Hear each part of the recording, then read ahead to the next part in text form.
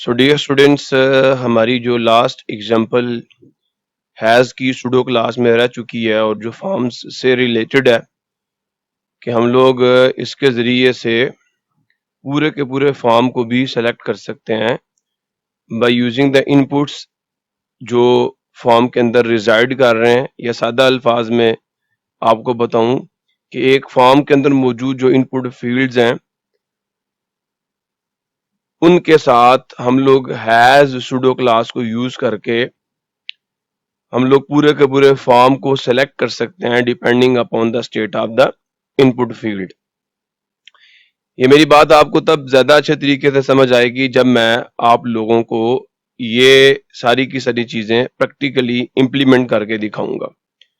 तो चलिए आइए चलते हैं अपने विजुअल स्टूडियो कोड एडिटर की तरफ। और यहाँ पे मैंने पहले से एक फॉर्म बना रखा है और यहाँ हम लोग इंशाल्लाह CSS लिखेंगे स्टाइल टैग के अंदर। लेकिन इस फॉर्म के अंदर स्टाइलिंग को स्टार्ट करने से पहले मैं आपको ये दिखाना चाहता हूँ कि ये फॉर्म दिखता कैसा है। तो चलिए आइए ये देखते हैं कि ये फॉर्म किस तरह का दिखता है।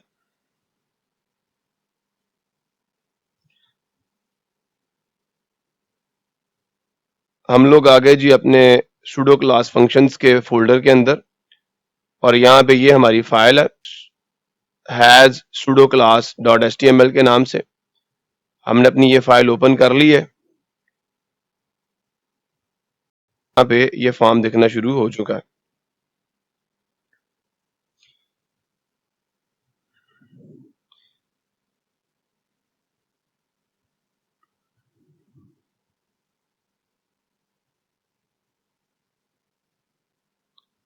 और ये फॉर्म मैं आपको जूम इन करके भी दिखाता हूँ अगर आप गौर करें तो।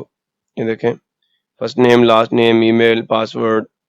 यहाँ पे हम लोग कोई फेवरेट लैंग्वेज जो है उसके लिए हम लोगों ने रेडियो बटन्स बनाए हुए हैं। यहाँ पे हम लोगों ने फेवरेट कार के लिए बटन्स बनाए हैं, जेंडर के लिए बटन्स बनाए हैं, रेडियो बटन्स।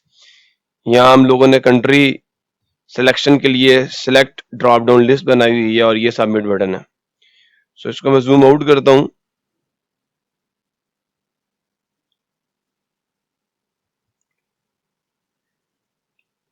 सो अब हम लोग अपने काम को शुरू करते हैं और CSS का जो स्टाइल टैग है, ये कहूँ कि हम लोग स्टाइल टैग में जाके CSS लिखते हैं और देखते हैं कि हैज की सुडो क्लास फॉर्म के साथ किस तरह यूज हो सकती है और उसके जरिए से हम लोग फॉर्म की किस किस अंदाज में स्टाइलिंग कर सकते हैं। तो हम लोग आगे जी अपने हैज सुडो क्लास .html के डॉक्यूमेंट के अंदर यहाँ हम लोगों ने सबसे पहले लिखा फॉर्म, फिर हम कॉलन देते हैं और यहाँ हैज लिखते हैं और इसके बाद हम लोग पैरेंथेसिस को स्टार्ट करते हैं। इन द एंड जाके हम लोग यहाँ डाल देते हैं करली ब्रैकेट्स। ये हमारा ब्लॉक ऑफ कोड जो है वो पूरा हो गया। अब हम लोगों ने सेलेक्ट फॉर्म को करना है। ये जो CSS हम यहाँ पे लिखेंगे वो सारा का सारा CSS इस फॉर्म पे अप्लाई होगा। लेकिन कैसे? यहां मैं कहता हूं कि इस फॉर्म के डिसेंडेंट्स के अंदर कोई भी इनपुट फील्ड आ रहा है और वो इनपुट फील्ड जो है उसके ऊपर मैं एक और सुडो क्लास यूज करता हूं फोकस नेम की, कि जब भी इस फॉर्म के डिसेंडेंट्स में या इसके चाइल्ड्स में या इसके ग्रैंड चाइल्ड्स में जब भी कोई इनपुट फील्ड फोकस हो तो ये जो CSS हम यहाँ पे लिख रहे हैं इन दो करली ब्रैकेट्स के अंदर, ये वाला CSS इस फॉर्म पे अप्लाई हो जाना चाहिए। फॉर एग्जांपल हम लोग यहाँ पे पहले बैकग्राउंड कलर देते हैं और बैकग्राउंड कलर हम लोग दे देते हैं ग्रीन कलर का। कंट्रोल S करते हैं और चले जाते हैं जी अपने फॉर्म पे। फॉर्म को जाके रिफ्रेश करते हैं और थोड़ा सा मैं जरा फॉर्म को बड़ा कर लेता हूं। अब जैसे मैं किसी इनपुट फील्ड के ऊपर जाके फोकस करता हूं, फोकस करने का मतलब ये होता है कि जैसे मैं इनपुट फील्ड में क्लिक करता हूं तो आप चेक कर सकते हैं सारे के सारे फॉर्म का जो बैकग्राउंड कलर है वो ग्रीन हो चुका है। अब मैं जैसे ही बाहर किसी जगह पे क्लिक करूंगा तो दोबारा से जो बैकग्राउंड कलर है वो रिमूव हो चुका है। अब मैं जैसे ही यहां जाके फॉर एग्जांपल ये सिलेक्ट की हमारी ड्रॉप डाउन लिस्ट है, इसके ऊपर मैं क्लिक करता हूं तो कुछ नहीं हो रहा क्योंकि सिलेक्ट की ड्रॉप डाउन लिस्ट जो है इसका जो स्टार्टिंग टैग है वो सिलेक्ट है, वो इनपुट नहीं है। सो देयरफॉर इसको फोकस करने से हमारे फॉर्म का जो बैकग्राउंड कलर है वो चेंज नहीं हो रहा। सो अब मैं जैसे ही अगर आपको यहां पे दिखाऊं कि मैं यहां पे टैब का बटन यूज कर रहा हूं और मैंने इस सबमिट के बटन के ऊपर फोकस किया, तो ऑटोमेटिकली सारे के सारे फॉर्म का बैकग्राउंड कलर ग्रीन हो चुका है। सो इस तरह हम लोग इस हैज की सुडो क्लास को यूज करके डिपेंडिंग अपॉन द कंडीशन और state of the input field पूरे के पूरे फॉर्म के ऊपर सीएसएस अप्लाई कर सकते हैं। अब मैं यहां पे कॉमा दे के लिखता हूं सिलेक्ट, और उसके बाद मैं यहां पे फिर कॉलन देता हूं और उसके बाद मैं यहां पे कहता हूं फोकस। अब मैंने यहां पे क्या लिखा कि जैसे ही सिलेक्ट की जो ड्रॉप डाउन लिस्ट है वो फोकस हो जाए, तब भी फॉर्म का बैकग्राउंड कलर जो है वो चेंज होना चाहिए। सो मैंने यहां पे कंट्रोल एस किया, कोड हमारा सेव हो गया, और अब मैं यहां जाके अपने फॉर्म को रिफ्रेश करता हूं या अपने वेब पेज को रिफ्रेश करता हूं। जैसे ही यहां मैं किसी इनपुट फील्ड पे क्लिक करता हूं, फॉर्म का बैकग्राउंड कलर चेंज हो रहा है, और जैसे ही मैं कहीं आउटसाइड किसी भी जगह पे क्लिक करता हूं तो बैकग्राउंड कलर रिमूव हो जाता है, क्योंकि अब कोई भी इनपुट फील्ड ऐसा नहीं है जो फोकस्ड हो।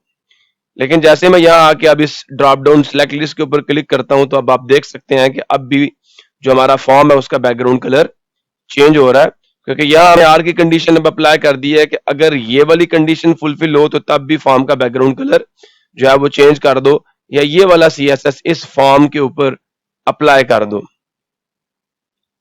सिमिलरली अगर आप थोड़ा सा गौर करें तो मैंने यहाँ कॉमा डाला और उसके बाद यहाँ सिलेक्ट लिखा और कहा कि जब सिलेक्ट फोकस हो तो तब भी बैकग्राउंड कलर चेंज कर दो, तो आप देख सकते हैं कि यहाँ पे ये दोनों चीजें वर्क कर रही हैं।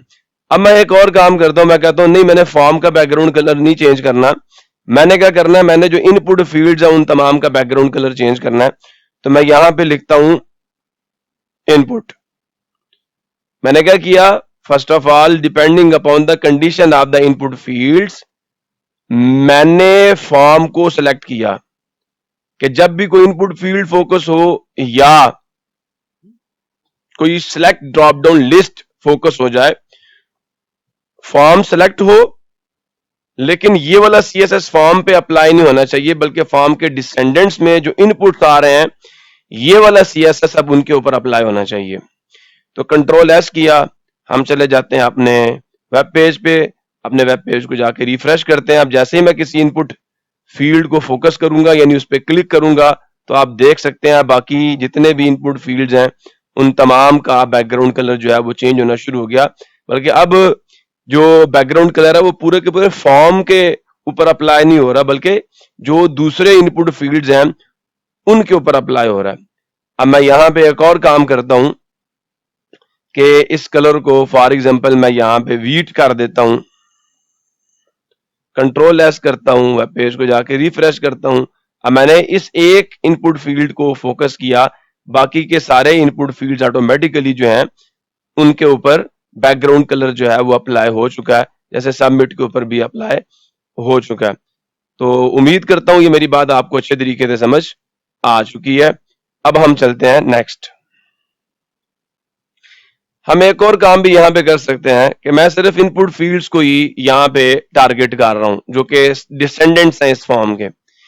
मैं यहां पे क्या करता हूं, एक और हमारा सूडो फंक्शन है जिसे हम इज कहते हैं।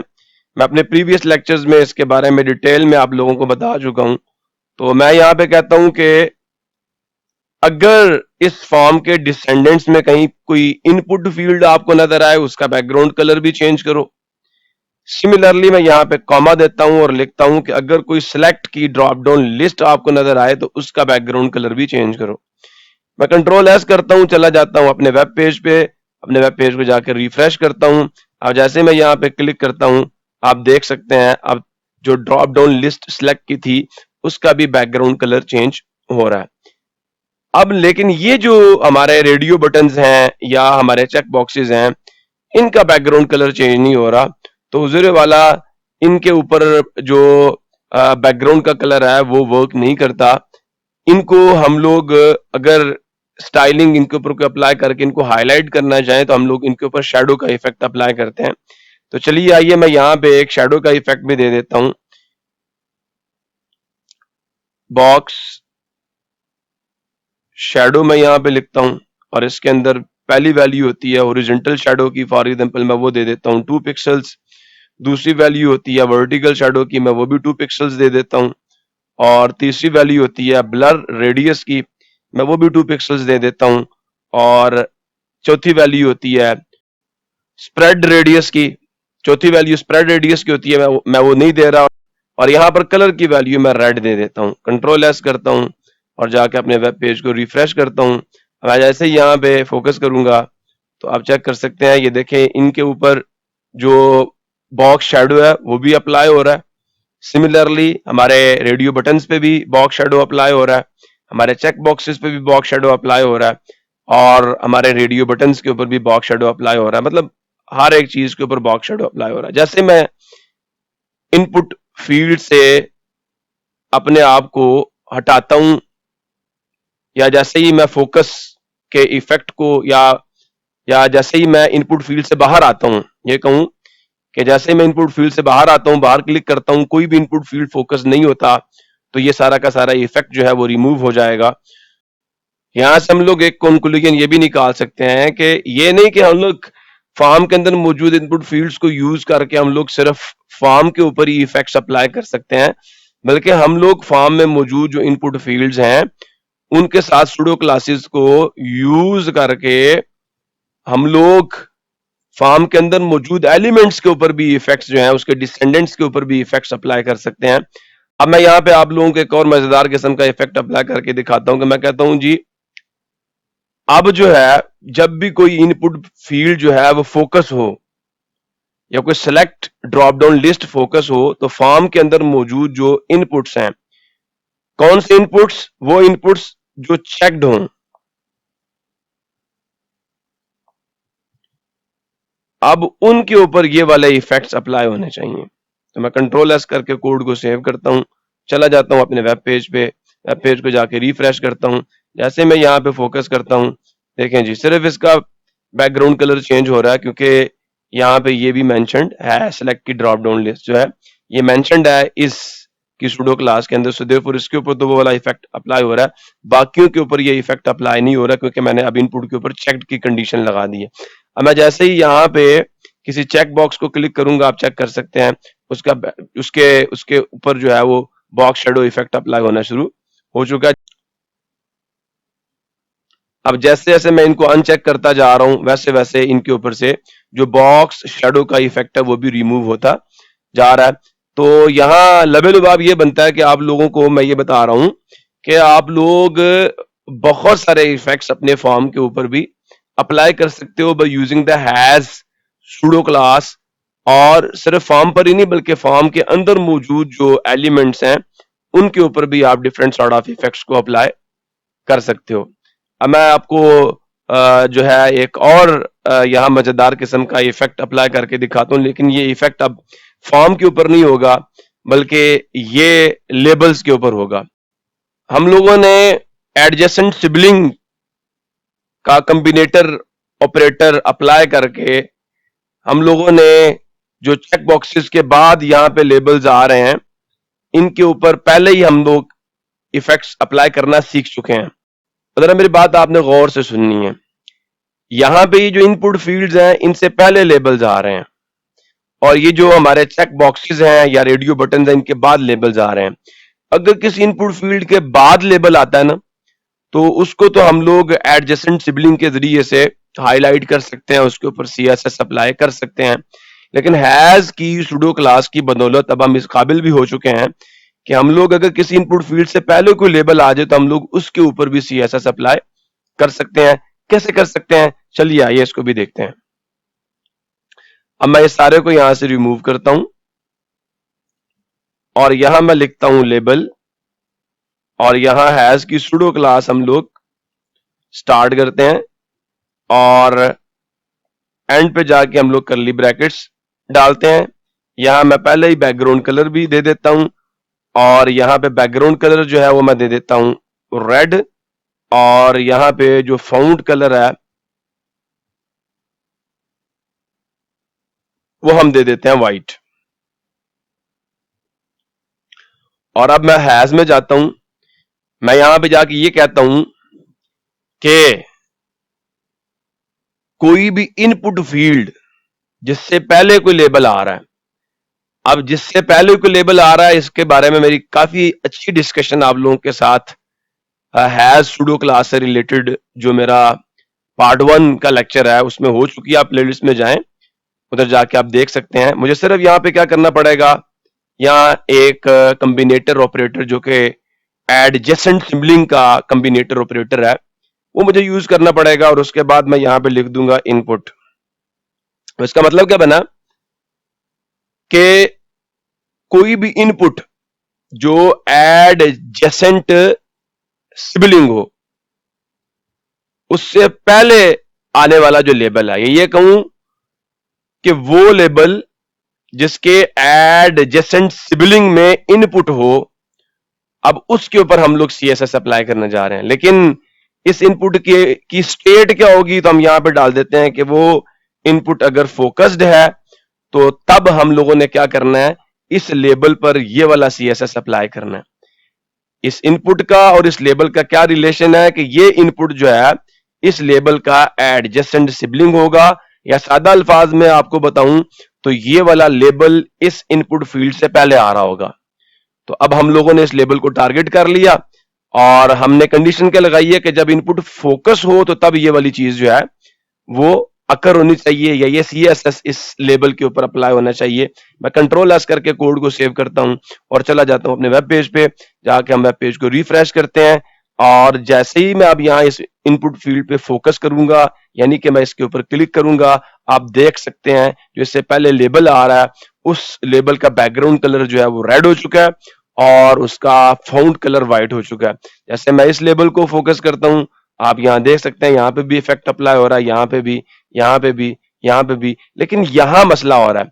यहां क्या मसला है, मैं जैसे ही किसी चेक बॉक्स को या किसी रेडियो बटन को क्लिक करूंगा तो अब ये इफेक्ट हमें नजर नहीं आ रहा। क्यों नहीं आ रहा, क्योंकि यहां पे जो लेबल्स हैं वो रेडियो बटन्स के बाद आ रहे हैं।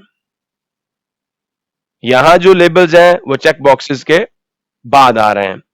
तो अब हम क्या करते हैं, इसका भी इलाज करते हैं, और ये हम पहले कर चुके हैं। अब मैं यहां पे जाके इसका इलाज कुछ इस तरह करूंगा। इनपुट,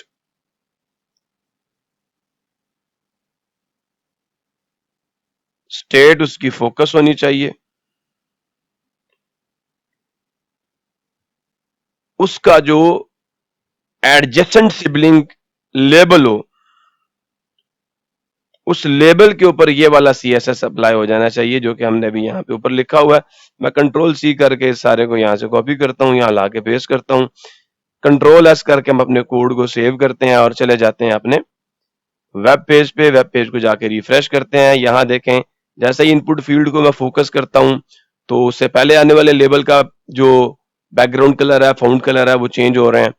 यहाँ पे भी देखें ये इफेक्ट आ रहा है। अब मैं जैसे ही रेडियो बटन को क्लिक करता हूँ तो उसके बाद जो उसका एडजेसेंट सिबलिंग लेबल आ रहा है, अब उसके ऊपर भी ये सीएसएस अप्लाई हो रहा है। आप इसको चेक कर सकते हैं।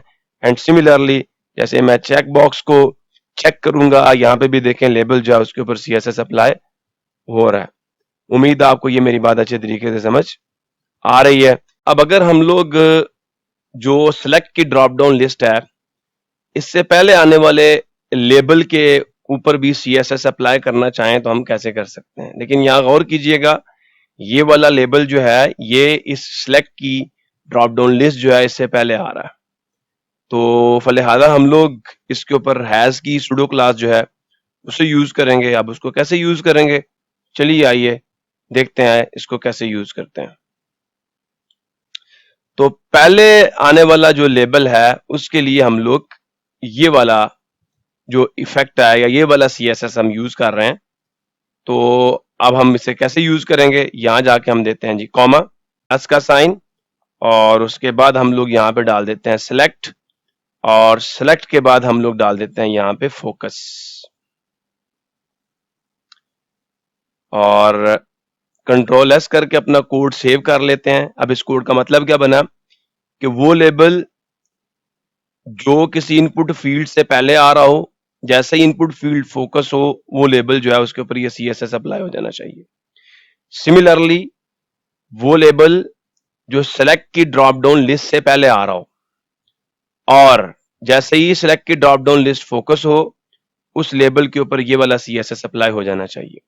अगर लेबल बाद में आ रहा होता तो फिर हम लोग ये वाला CSS यूज करते, लेकिन क्योंकि अब लेबल पहले आ रहा है, फलिहादा अब हम लोग ये वाला CSS यूज करेंगे। कंट्रोल एस करके हम लोग चले जाते हैं अपने वेब पेज पे। अपने वेब पेज को जाके हम लोग रिफ्रेश करते हैं। यहां देखें, जो हमारे इनपुट फील्ड्स से पहले लेबल्स आ रहे हैं उन सब के ऊपर CSS अप्लाई होना शुरू हो चुका, हाईलाइट हो रहा है। अब मैं ऐसे ही यहाँ पे किसी रेडियो बटन पे क्लिक करता हूं तो आप देख सकते हैं कि उसके बाद आने वाला जो लेबल है उसका कलर जो है वो चेंज हो रहा है और उसका बैकग्राउंड कलर भी चेंज हो रहा है। सिमिलरली यहाँ मैं चेक बॉक्सेस को क्लिक करता हूँ, आप चेक कर सकते हैं उनके बाद आने वाले लेबल्स के ऊपर ये CSS अप्लाई हो रहा है। लेकिन अब यार जरा यहाँ देखें, ये वाला लेबल जो है इसके ऊपर CSS अप्लाई हो रहा है, इनके ऊपर से हट गया। मैं जैसे यहाँ बाहर कहीं क्लिक करता हूँ तो इसके ऊपर से भी रिमूव हो गया, क्योंकि हमने फोकस की सूडो क्लास यूज की हुई है। तो जो चेकबॉक्स फोकस्ड होगा उसके बाद आने वाला लेबल जो है उसके ऊपर CSS अप्लाई होगा। अब मैं जैसे ही यहाँ जाके मेल को क्लिक करता हूँ तो देखें, जो मेल का रेडियो बटन है उसके बाद जो मेल का लेबल आ रहा है उसके ऊपर CSS अप्लाई हो चुका है।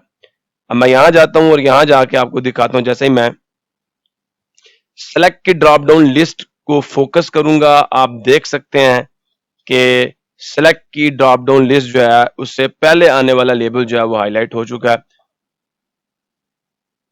उम्मीद है मेरी बात आपको अच्छे तरीके से समझ आ चुकी है। जैसे ही हम लोग सेलेक्ट की ड्रॉप डाउन लिस्ट को फोकस कर रहे हैं उससे पहले आने वाला लेबल भी हाईलाइट हो चुका है।